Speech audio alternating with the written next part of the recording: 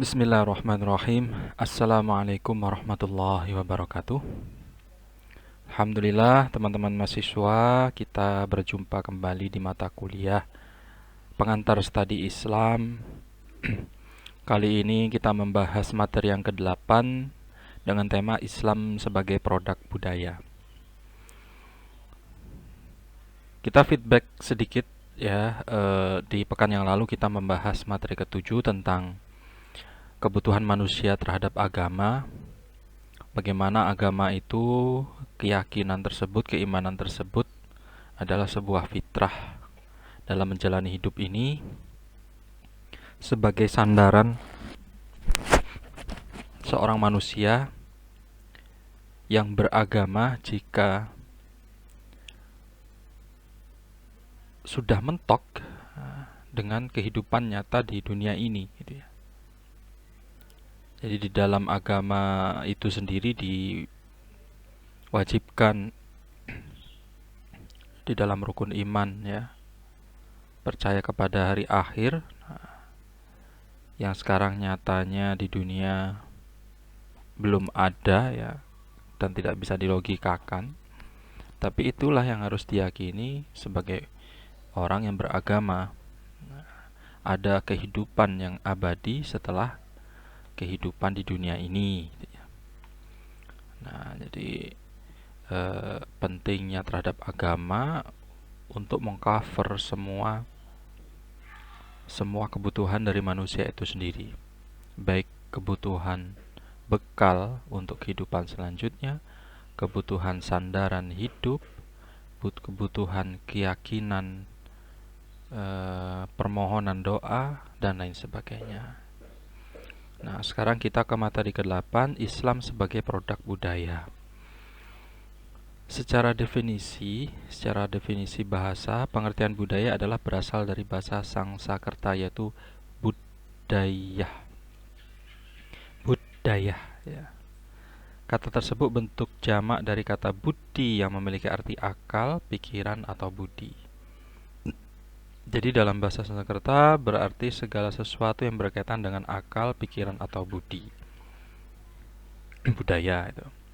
Jadi secara istilah budaya ialah suatu cara hidup yang mengatur supaya setiap insan manusia memahami dan mengerti apa yang harus dilakukan, diperbuat, serta untuk menentukan perilaku dalam menjalin hubungan dengan manusia yang lain. Tuh. Ideologi dapat berarti suatu faham atau ajaran yang mempunyai nilai kebenaran atau dianggap benar sebagai hasil kontemplasi perenungan. Jadi budaya itu adalah cara hidup yang mengatur manusia untuk memahami dan mengerti apa yang harus diperbuat, yang dilakukan ya, untuk menentukan perilaku dalam menjalin hubungan dengan manusia yang lain. Itu namanya budaya. Jadi budaya itu adalah cara hidup yang mengatur supaya manusia itu dapat menjalin hubungan dengan manusia yang lain. Sedangkan ideologi itu adalah perenungan. Jadi agama dapat diideologikan dan dibudayakan. Ya. Jadi agama dapat dikontemplasikan, ya, dapat dibudayakan untuk budaya tadi apa? Untuk mengatur setiap manusia, ya, cara hidup yang mengatur setiap manusia untuk menjalin hubungan dengan manusia yang lain. Nah, itu dengan agama. Jadi agama dapat direnungkan dan untuk menjalin hubungan kepada manusia yang lain. Sebaliknya, ideologi dan kebudayaan dapat diagamakan. Jadi budaya, ideologi, perenungan sebuah kehidupan ya, perenungan ajaran, perenungan kehidupan. Nah, itu dapat diagamakan. Karena semua manusia ini pada dasarnya fitrah ya, fitrah. Dalam keadaan suci, dalam keadaan pengakuan kepada Sang Pencipta ya. Ini agama wahyu pada dasarnya bukan ideologi, ya, kecuali kalau agama wahyu, ya. Ada agama samawi, ada agama duniawi. Ada agama samawi yang memang itu dari langit, samawi itu artinya langit, ya, dari wahyu. Ada yang duniawi, yang buatan manusia. Nah, agama wahyu pada dasarnya bukan ideologi, dan memang bukan ideologi. Jadi kalau agama samawi itu bukan ideologi. Nah, ini yang sebelumnya tadi, agama dapat diideologikan dan dibudayakan, sebaliknya ideologi dan kebudayaan dapat diagamakan. Ini agama secara pengertian secara luasnya. Sedangkan agama yang samawi dan duniawi dibagi lagi agama itu. Nah, agama samawi atau agama wahyu itu bukan ideologi, dan memang bukan ideologi. Akan tetapi dapat dijadikan sebagai ideologi apabila agama wahyu itu sudah dipersepsi oleh seseorang atau sejumlah orang dan dijadikan sebagai pedoman dalam hidupnya. Jadi kalau dipaksakan agama wahyu itu sesuai dengan ideologi manusia, ya, agama harus ikut ideologi yang diinginkan oleh manusia, nah itu tidak bisa karena bukan ideologi. Tapi kalau sekelompok manusia, ya, sekelompok manusia yang menjadikan agama itu Islam, ya, menjadikan agama Islam sebagai pedoman dalam hidupnya, nah itu berarti sudah menjadi ideologi. Makanya ada istilah kan, ideologi Islam garis keras, ideologi ekstrim, ideologi apa gitu ya. Nah, karena memang itu menjadi pedoman hidup, maka menjadi ideologi. Tuh. Kemudian Islam sebagai budaya. Agama yang dibudayakan adalah ajaran suatu agama yang dimanifestasikan dalam kehidupan sehari-hari oleh penganutnya. Jadi agama yang dibudayakan itu ya ajaran suatu agama yang diterapkan, yang diimplementasikan dalam kehidupan sehari-hari. Akhirnya menjadi budaya. Tuh, agama wahyu, langit, dan agama budaya, adat istiadat, kebudayaan itu diwariskan turun-temurun, disakralkan, dan lebih dari itu dipercayainya sebagai doktrin yang harus diikuti. Contoh, agama kepercayaan. Ada agama percayaan, manunggaling kawula Gusti. Nah, jadi cukup percaya saja dengan adanya Tuhan Sang Pencipta, Tuhan yang Maha Esa, kemudian berbuat baik, kemudian menjalani kehidupan ini dengan semestinya fitrah manusia, mencintai kebaikan, membenci kejahatan. Nah, itu ada seperti itu. Itu kan kemudian diturun-temurunkan kan? Turun-temurun itu, disakralkan. Menyembahnya menyembah peninggalan leluhur, menghargai, menyembah pohon, memberi sesaji, ya. Nah, itu budaya sebelumnya, peninggalan leluhur, ya. Kebiasaan yang dimanifestasikan oleh leluhur sebelum Islam datang dalam kehidupan sehari-hari oleh penganutnya, yaitu kan agama yang dibudayakan, yaitu dianggap suatu keyakinan, akhirnya dianggap agama. Itu. Nah, jadi inilah proses lahirnya agama budaya atau agama arti. Agama samawi, agama duniawi atau arti. Dunia itu art, artun. Nah, ini muhafadzatu ala qadimis shalih wal ahdu ala jadidil aslah. Memelihara tradisi lama yang baik, memelihara tradisi lama yang baik dan mengambil tradisi baru yang lebih baik. Ini kaidah usul fiqh. Ini di luar konteks syariat ya. Agama sebagai syariat. Pembahasan kita adalah agama dan budaya. Nah, kalau agama dan syariat atau agama sebagai syariat itu sudah jelas ya, sudah jelas. Halal, haram, ya, sholat wajib 5 waktu, sholat ada sunnah, sholat sunnah, ada ibadah sunnah, ada ibadah wajib, itu sudah jelas ya. Itu tidak perlu diperdebatkan lagi. Tapi yang dimaksudkan di sini adalah agama sebagai budaya atau budaya yang diyakini sebagai agama. Nah, kaidah fikih ini memelihara tradisi lama yang baik dan mengambil tradisi baru yang lebih baik itu dalam konteks budaya dalam beragama. Misal, budaya Arab bercadar. Ya, budaya Arab itu bercadar. Jadi sebelum Islam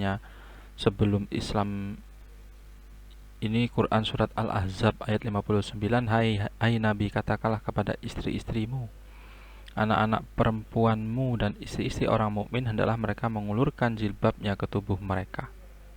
Di dalam kitab tafsir Jalalain dijelaskan bahwa mereka menjulurkan sampai ke wajah mereka. Tafsir Jalalain ini, wahiyal mula allati tashtamil ba'daha 'alal wujuh idza kharajna li hajatihinna illa 'ainan wahidah. Pakaian besar yang menutupi perempuan yaitu menjulurkan sebagiannya ke atas wajah-wajah mereka ketika keluar untuk suatu keperluan hingga tidak menampakkannya kecuali hanya satu mata saja. Sebelum Islam datang pun cara berpakaian budaya Arab itu sudah pakai gamis, sudah pakai baju jubah langsung ya, gamis itu ya. Nah, kemudian ditegaskan lagi di dalam Islam ya, ditambahkan gitu ya, budaya yang sudah ada itu ditambahkan, dikasih cadar gitu. Nah, tujuan utama untuk membedakan antara wanita muslim dengan wanita jahiliyah, karena budayanya sudah sama, semua pakai gamis kan. Kemudian apa fungsi cadar itu? Fungsi cadar itu ya untuk membedakan antara wanita muslim dengan wanita jahiliyah serta budak-budak perempuan, untuk memberikan sekat membedakan keduanya agar pelecehan tidak menimpa wanita muslim yang baik dan terhormat. Sana itu bangsa jahiliyah ya, sebelum Islam datang. Makanya istilah minadz zulumati ilan nur, dari zaman kegelapan menuju ke zaman terang benderang ya, karena sangat-sangat gelap sekali ya, pengetahuan tidak ada, perbudakan, penganiayaan, hukum rimba sebagainya zaman dulu di Timur Tengah sebelum Islam datang itu seperti itu. Maka budaya yang sudah ada seperti berpakaian secara gamis, jubah ya, itu ditambahkan lagi, makanya mempertahankan yang baik ya tadi itu kan. Nah, memelihara tradisi yang lama yang baik dan mengambil tradisi baru yang lebih baik. Jadi yang baik itu ya sudah, ndak harus putih ya, ndak harus hitam, ndak harus biru, ya sudah, yang pakaiannya gamis, jubah, monggo silakan tambahkan bagi yang perempuan cadar. Nah, kan gitu kan. Muhafadzatu ala qalimis shalih wal ahdu ala jadidil aslah. Tuh. Ibnu Abbas mengartikan hijab sebagai mantel yang menutup bagian tubuh atas hingga bagian bawah. Nah, ini pendapat para ulama ya. Ibnu Abbas itu mengartikan hijab, mengartikan cadar itu seperti mantel ya, mantel hujan, jas hujan itu yang menutupi semua dari atas seluruh tubuh. Walaupun sudah pakai baju lagi, ditutup lagi. Sekarang di Indonesia sendiri sedang tren itu ya, jilbabnya sampai ke lutut ya, hijabnya sampai ke lutut. Kemudian Al-Qurtubi, Ibnu Arabi, dan An-Nasafi mengatakan bahwa hijab ialah pakaian yang menutup seluruh tubuh. Jadi ulama sendiri mengartikan hijab itu macam-macam. Sedangkan jumhur ulama yaitu baju kurung longgar dan tidak terlalu tipis yang menutup seluruh bagian tubuh manusia. Tuh, jadi makanya di dalam Islam sendiri itu para ulama berbeda pendapat. Apakah yang dimaksudkan hijab itu ya plus cadarnya? Apakah yang dimaksudkan hijab itu hanya menutup sampai dada? Apakah yang dimaksudkan hijab itu menutup seluruh tubuh sampai kaki, sampai lutut? Itu saja, makanya wanita sendiri macam-macam ya model pakaiannya itu. Ya karena sejarahnya seperti itu. Jadi dahulu para istri Nabi Muhammad itu keluar rumah untuk buang hajat. Saat itu kaum munafik yang melihatnya menyakiti dan mengganggu para istri Nabi Muhammad. Ketika ditegur, kaum munafik menjawab, kami hanya mengganggu hamba sahaya saja. Makanya untuk membedakan mana hamba sahaya, mana istri Nabi, mana wanita mukminah, ya mana orang mukmin, nah itu dibedakan dengan cadar. Tuh. Terus misal lagi yang kedua, budaya Arab akikoh. An Abi Buraidah yaqul kunna fil jahiliyah idza wulida li ahadina gulamun dzabaha syatan wala toha ra'sahu bidamiha. Dari Buraidah, ia berkata, pada zaman jahiliyah itu ketika di antara kami ada yang melahirkan anak, kami akan menyembelih satu ekor kambing. Lalu kepala si bayi dioleskan dengan darah kambing tersebut. Namun ketika Islam datang, kami menyembelih satu kambing, mencukur rambut bayi, dan mengoleskan minyak za'faron kepada kepala bayi. Ini juga mempertahankan budaya yang sudah ada, ya, tapi diperbaiki. Sebelum Islam datang, pada zaman jahiliyah, ini sebabnya adanya akikoh ini ya seperti ini. Dalilnya dulu, sebelum datangnya Islam juga sudah ada akikoh, tapi dulu disembelih, darahnya diolesi ke kepala si bayi, padahal darah itu najis kan. Dibenahilah itu sudah menjadi budaya di Arab dulu ya. Kemudian dibenahi, Islam datang dibenahi, daripada diolesi darah, bau, najis, kotor. Ya diberi minyak wangi, minyak za'faron ya. Kemudian rambutnya dicukur, ditimbang berapa gram. Nah, berapa gram itu disedekahkan dengan berat timbangan gram itu. Itu sunnahnya ya, tidak diwajibkan. Yang diwajibkan ya akikohnya ya. Itu pun juga sesuai kemampuan. Hadis riwayat Abu Dawud. Jadi prinsip hidup menghadapi budaya secara umum ya ini, innamal hayatud dunya la'ibun walahun.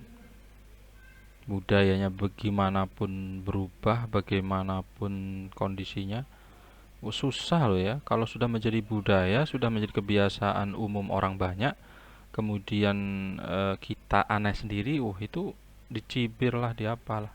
Susah sekali, sulit ya. Sulit. Jadi ya untuk menghadapi itu semua ya kita harus berprinsip pada Quran surat Muhammad ayat 36 ini. Sesungguhnya kehidupan dunia ini hanyalah permainan dan bersenda gurau. Ya gitu-gitu aja ya. Roda kehidupan itu ya gitu-gitu aja. Nah, kalau orang sudah memahami dan punya prinsip ini, seorang mukmin, seorang muslim, ya enjoy ini, tidak gampang gak ikut-ikutan, tidak gampang gagap ya. Tidak terbawa arus ke sana ke sini. Semua sesuai kebutuhan kehidupan, sesuai kebutuhan, ada pedomannya ya. Kemudian apalagi ya, berprinsip dengannya. Tuh. Nah, ini juga ini di dalam hadis riwayat Bukhari dan Muslim ya, dari Abu Hurairah radhiyallahu anhu, ia berkata bahwa Nabi sallallahu alaihi wasallam bersabda, Allah taala berfirman, aku sesuai persangkaan hambaku. Aku bersamanya ketika ia mengingatku. Jika ia mengingatku saat sendirian, aku akan mengingatnya dalam diriku. Jika ia mengingatku di satu kumpulan, aku akan mengingatnya di kumpulan yang lebih baik daripada itu, kumpulan malaikat. Nah, ini makanya motivasi untuk bermajelis juga kan dalam rangka dari pedoman hadis ini gitu ya. Bermajelis berkelompok, karena kita mengingat berzikir bersama-sama dengan jamaah, maka Allah mengingatnya ya di kumpulan yang lebih baik daripada itu, kumpulan malaikat. Jadi dalam keadaan berzikir dalam suatu majelis kelompok, malaikat hadir di situ juga mengamini. Tapi kalau sendiri ya sendiri. Itu. Lebih utama mana kan? Bil jamaah toh. Nah, itu. Jadi aku sesuai persangkaan hambaku. Jadi mulai ibda binafsik, dimulai dengan diri sendiri. Tidak harus istighosahan, istilah kita di budaya Jawa ini ya, atau di budaya Indonesia ini ya. Bisa dengan hataman hotmil Quran bersama dengan warga sekitar, dengan pemuda sekitar, dirutinkan 1 bulan sekali misalnya ya. Ini kan juga dalam rangka berzikir ya. Fa'in dzakaroni fil nafsi dzakartuhu fi nafsi. Nah, Tapi kalau berkelompok, wa in dzakarni fi mala in dzakartahu fi mala'in khairin minhum. Tuh. Atau teman kosnya, ayo disepakati kita eh, khatmil Quran dalam rangka berzikir kepada Allah satu bulan sekali agar menambah keberkahan hidup, dimudahkan dalam menuntut ilmu, kemudian diberkahi kosan ini gitu ya. Nah, iuran 10.000 beli makanan, pesen nasi bungkus gitu aja kan, sama aja kan. Daripada makan sendiri-sendiri, berdoa sendiri-sendiri, sekali diagendakan seperti itu. Tuh prinsip hidup menghadapi budaya. Dengan begitu ya nanti kan saling menguatkan, bisa saling menasehati. Ya, jangan tersinggung kalau dinasehati, kalau diingatkan. Itu saling menguatkan gitu ya. Tuh. Oke, ini Islam sebagai produk budaya. Silakan teman-teman yang belum dipahami, tanyakan, diskusi di kolom komentar. Saya akhiri. Assalamualaikum warahmatullahi wabarakatuh.